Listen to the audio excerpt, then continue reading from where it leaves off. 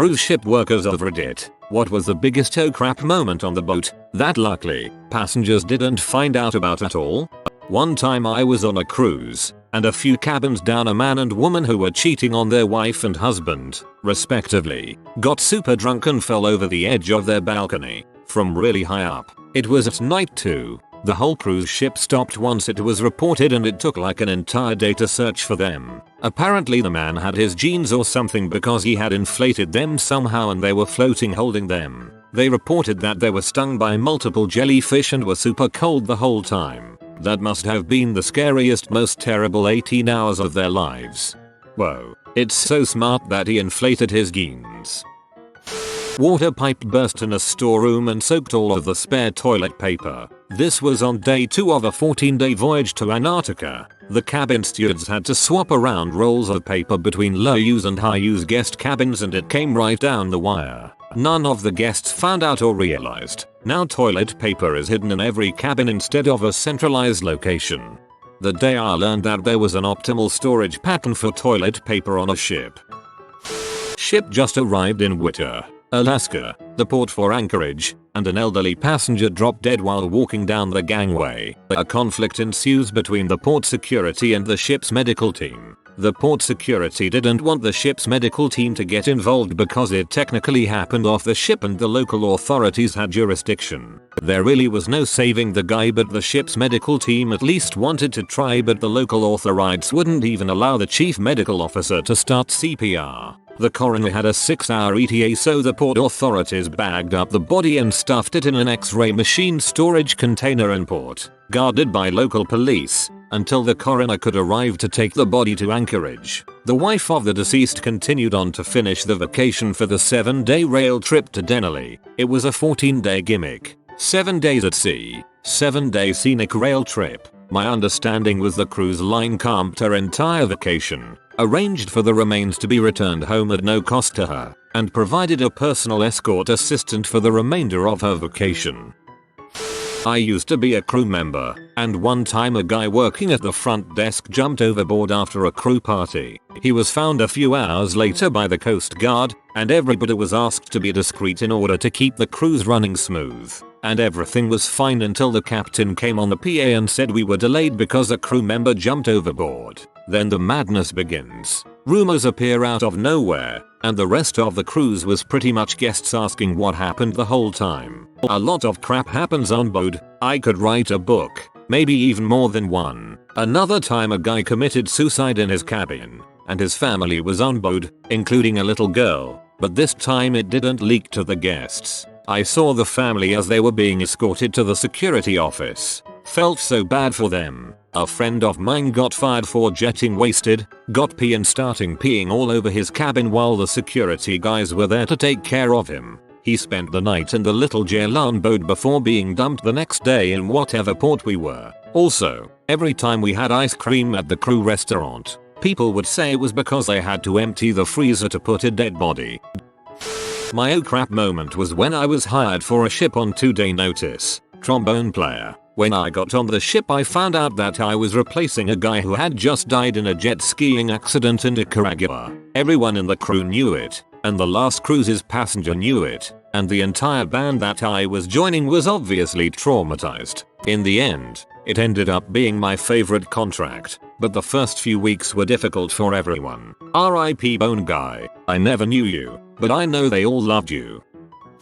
I provide software and services for most of the major cruise lines and spend a lot of time cruising. On the new builds is when you see a lot of crazy stuff happening. When a brand new ship is built they have to go through what's called sea trials. This is a full systems check for multiple reasons, biggest ones being safety, emissions, and engine navigation testing. This happens without passengers, and a lot of stuff breaks usually. They will list the ship, lean it all the way to one side, as hard as they can and hold position while doing a circle or figure 8 pattern in the water. I had a 600-pound wine cooler, fully stocked, full face down about 12 inches away from me while installing a PC at a bar. It sounded like a stick or dynamite exploding from the pressure of all the bottles hitting and simultaneously breaking. I froze staring at it, and as I started to come out of the initial shock, 4 security crew members came running around the corner, no one else around except me and about $10K in broken wine,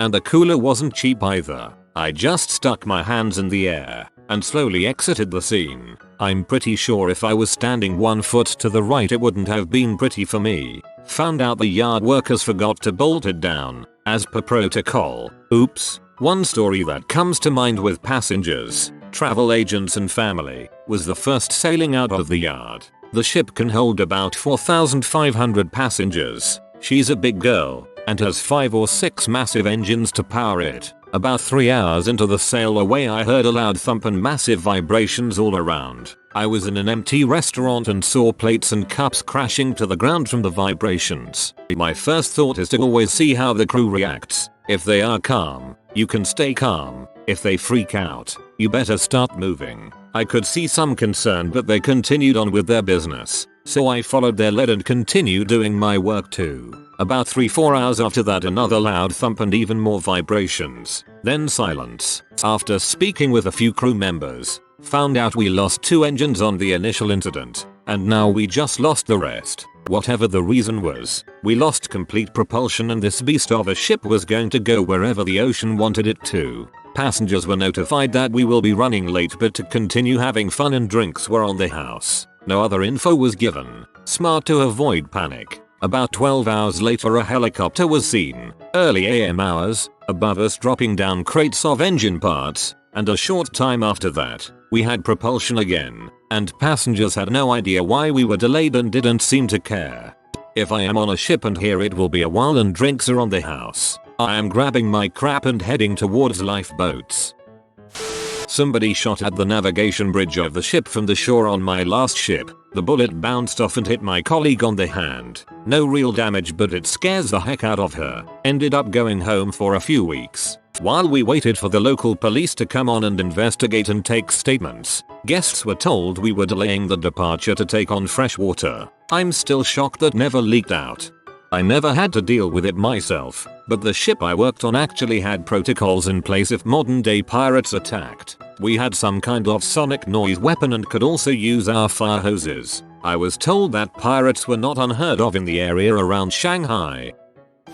All of the computer systems run on Windows 7, including all of the automation and the machinery space, security system, fire detection system, etc. When Windows updates it will restart the computers, as it does with a normal desktop. Unfortunately it can also take out every computer at the same time and we're flying blind until it finishes. People may be more worried to hear that there is a hole in the hull, yet they're actually fairly common occurrences in older ships and easily plugged. Fires happen occasionally. The most terrifying was a crankcase explosion. The fire suppression systems are good at extinguishing them quickly enough though, so they're not even a concern to the crew, unless Windows is updating at the time. A crankcase explosion doesn't mean the engine is in pieces. Oil mist inside the crankcase explodes and the resulting blast is pushed out through the blast doors. Also, the fire suppression system is independent. That was a joke. The monitoring system is Windows based and just means we can't see what sensors or which sprinklers have been activated. The speed and fueling controls on an engine are mechanical and the local control is pneumatic, so keeping it running isn't a concern. All of the auxiliary systems are controlled by the computer system and are passed into local control and controlled by the watchkeeper if and when it occurs. Holy crap. The thought of Windows updates over a satellite internet connection is absolutely terrifying.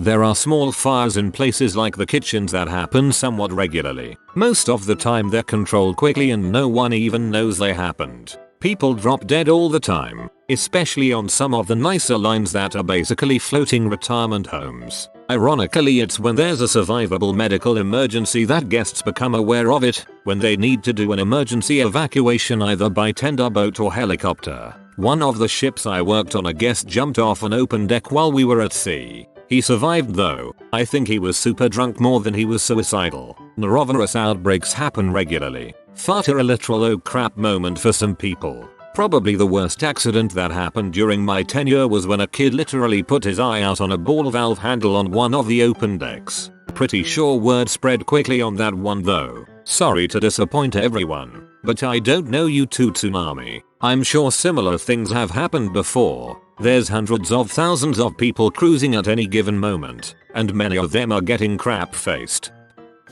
I worked on a ship almost 15 years ago. Many stories. This happened to a friend of mine. A family came on. They had a teenage son who was not interested in the cruise. As soon as the family got to their room, he jumped off his balcony, which is insanely dangerous. They fished him out, and the family got kicked off the ship. Another fact, there is a small jail-like area called a brig. On my ship it was on the crew floor, and it had a one-way mirror. Usually it was used for drunk or disruptive passengers. We once had an entertainer find out his ex was coming on the ship. That made him a little stabby, so they put him in the brig until the next port.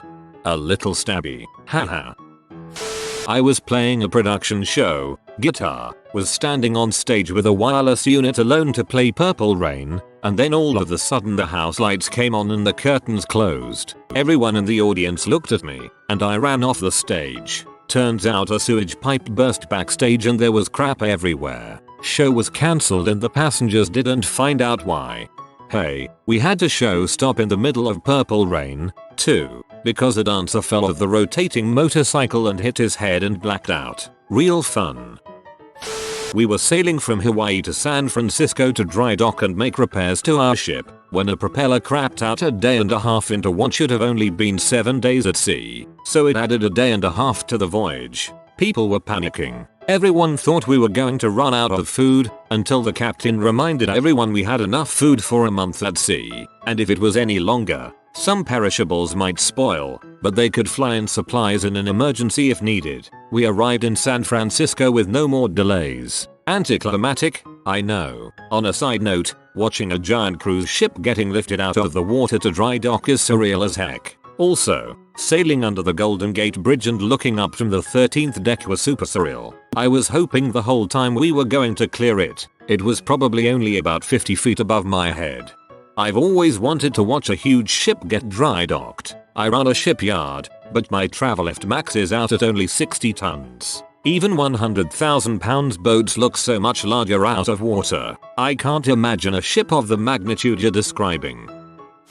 Well, all the passengers found out, but on a QM2 transatlantic crossing one of the kitchen staff got drunk one night and hurled himself overboard in the North Atlantic. The ship basically found out the next morning when the first mate kept calling on the ship-wide intercom for him to go to his post. That afternoon, the captain announced what happened and that the ship was turning around to, with the help of 3 nearby merchant ships, try to search for him. Of course it was foggy as heck and you couldn't see 100 yards, but just about everyone was on the railings with binoculars trying to search for the poor guy. A wedding even stopped on board, the whole party out looking once the announcement came that we were in the search area. After, shockingly, nothing was found, the concierge desk set up a multinational currency donation box to send to his family back in Chile. There were 4 days left in the trip at that point and every day that box was stuffed to capacity. I hope it helped them. Was a passenger who found out. I was on the Costa Serena in January 2012, just cruising around the Mediterranean. Woke up one morning and all of the crew and wait staff at breakfast were stone cold and depressed looking. They made us do an extra lifeboat drill that morning, to all of our confusion. Found out later that day that our sister ship, the Concordia, sank overnight but didn't have many other details. My now wife wasn't on the trip and didn't know the exact name of the ship I was on, and found out before us. She was terrified till the next morning when I could get onto the ship's internet connected computer. We also found out the crew was especially depressed because a lot of them had family on the other ship and very little information. Took a few days, but things got back to fairly normal. I just remembered doing lifeboat drills and thinking they were a waste of time. Learned that lesson. Umara's Keel reminded me about the extra lifeboat drill. Added that detail. I work on cargo ships but I've trained with cruise ship workers so I've heard a few stories. I read your comment below and generally the news only picks up on accidents on ships if it's a major accident involving a lot of people. So pretty much only cruise ships and luckily besides the Costa Concordia it's pretty rare these days. I do know that they have codes when speaking about incidents though so to not alarm passengers. For example if someone is hurt dead. Quite common. If you have a heart attack at sea, then your chances suck, and they need to call for help via tannoy. They will use a code so the passengers don't know what they are talking about. Also, as someone else mentioned, certain cruise companies that attract older passengers have a separate fridge for bodies because getting through a trip without a death is not so common. Celebasi I was star code for medical, Oscar for man overboard, and Bravo for fire. My buddy is right next to me. We work on boats together, but he used to work on a cruise ship. This is what he says. I have plenty of oh crap moments, but I'll give you my biggest oh crap moment. So we were stuck in the locks of Amsterdam for over 4 hours and no indication of what's going on. After a few HRS had passed, the captain came on the PA system, and the reason we didn't leave was because there was a live mine from World War II 1 kilometer from the front of the ship. Sorry, I'm on mobile and had to condense the dialogue. Who do you even call for something like that? Hey foreign country, we have a frickin' floating death pod ahead of us. Fires. I worked on a cruise ship for 2.5 years and we had 3 major fires. They were all in crew areas and were controlled and extinguished by our awesome fire team. The passengers never knew what happened, only that their waiter had to leave in the middle of dinner service. People don't realize how much training the crew members go through to handle these situations, and they will never know that their waiter just helped save the whole goddamn ship. Probably not going to get a lot of answers. I know at least Carnival makes their employees pay for internet. I was talking with some crew and they were asking about current events and politics because they are almost cut off because of how expensive the internet access is. They do. It is cheaper than what the guests pay, but it's also super slow and they charge by the minute. This is why if you ever go on a cruise, you'll see whatever coffee shop is closest to the dock full of crew members on their laptops. I currently work for a cruise line on shore. I have assisted people who want to bury their loved ones at sea. Obviously, the bodies have to have been cremated and the ashes have to be in a biodegradable container. My buddy worked in the theater on a cruise ship and always had fun stories from traveling around. Cool thing, beers are less than $1 in the crew bar. Bad thing, you always have to be sober enough to operate a lifeboat and man your station during an emergency. Crew members getting left in countries because they were off getting drunk and chasing cute locals. Old people dying and being put in a freezer on a low deck near one of their storage areas. Good times. A new guy miscalculated the pool treatment and one of the jacuzzis ended up with a pH less than 2. It was discovered before the area opened and that one remained netted for the rest of the day while it was balanced. A wiper painter stood on a small cupronickel black water pipe to reach higher on the bulkhead. Literal oh crap moment. From the floor to his knees. If you're pushing 140 revs on the shaft and the ship still won't break 15 knots, check the bulbous bow for whales. A pipe burst and flooded the kitchens. It was a waste pipe, so we had to throw everything out and get a sanitation company to meet us at our next port and go out and buy all new inventory. We gave out vouchers for food, but if we had been further from port that would have been awful. Can confirm everything here so far. Dead people, missing persons, suicides, crew and passengers busted drug muling, wild crew parties with 60-cent beers and $1 pack of smokes. So much sea, group sex, etc. Breaking the crew packs, mingling rules all the time. Fires, man overboards, medical emergencies, helipad AVOX. They use codes. Oscar equals man overboard. Bravo, fire. Star code equals medical emergency. Equipment fails where you drift for an extra day or two. Sometimes blamed on ports or weather, other times they are honest. Storms and rough seas. Bath bags everywhere and bouncing off walls. Boat drills. Crew and passengers. Twice per week. Heck. So many. I'll try and think of more. AMA if you want. Source. See username. Did 5 years in shipboard casinos with Celebrity Royal Caribbean. I went on a cruise once. There was an infestation of lice and I got off at the first port and flew home. Carnival fully reimbursed me. A passenger went missing and nobody could find him for a couple days. It turns out he committed suicide in the fan room, so everyone had been sucking dead guy air for a while. We definitely kept that one under wraps. That's the only one that the crew kept secret, but I have some crazy funny stories about working on ships. I was a musician and one time a guest tent. A fly-on act who joins the ship for a cruise to perform one show thought he was freaking Freddie Mercury and threw out his digipack CDs like ninja stars into a completely dark house. It ended up clocking some old woman a half an inch below the eye and she had to go to medical. The husband wrote the cruise director a very threatening letter basically saying, "My wife almost went blind, so I strongly suggest you give us a free steak dinner. I would usually be hungover, so I'd drink during the day to get over it. I'd go out in port and get smashed and come back on turnaround days. Days where a new group of passengers arrive. We have to take attendance and do a life jacket demonstration. I was so drunk one time I threw up in the stairwell as passengers were coming in. I somehow didn't get fired or even reprimanded, even though everything I puked up was straight liquid and smelled caustically like booze. We all have small cabins in close proximity to each other. We usually keep a spare key under our nameplates in case we lock ourselves out by accident. One night I woke up to a fellow musician who didn't have a shirt on pee into my wastebasket in the corner. He was so drunk he thought my cabin was his and he got the key from behind the nameplate and just decided to pee into the closest hole. As long as it was in the 80s or earlier, if he thought he was freaking Freddie Mercury, chances are he really was. That guy got around.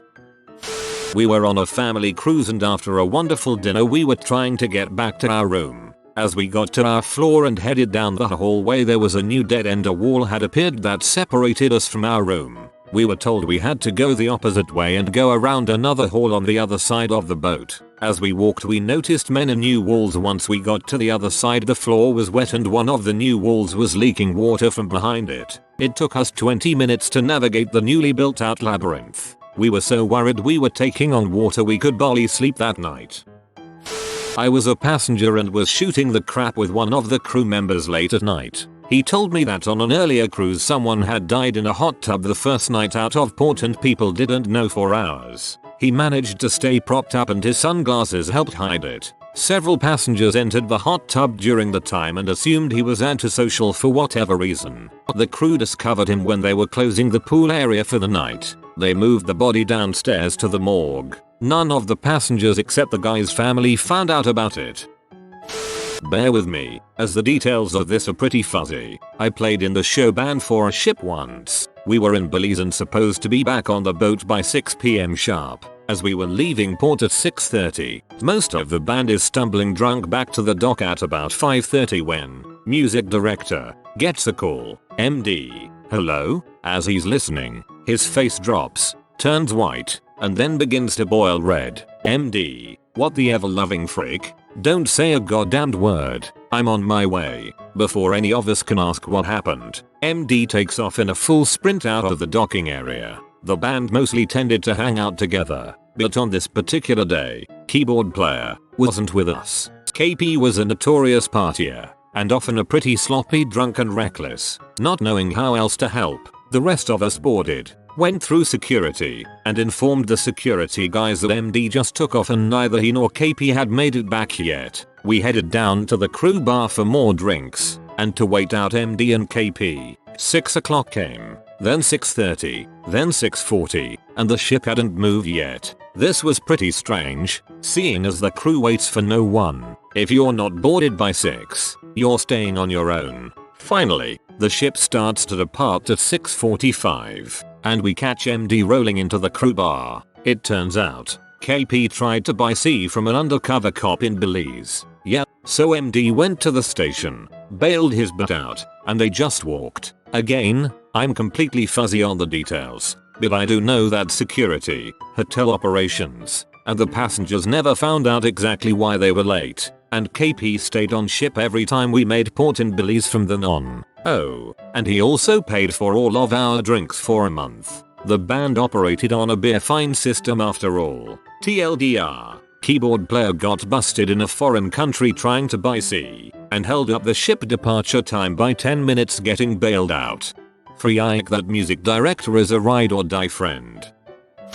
If you are new to the channel, you can subscribe. I publish new videos every day. Until then, check another video.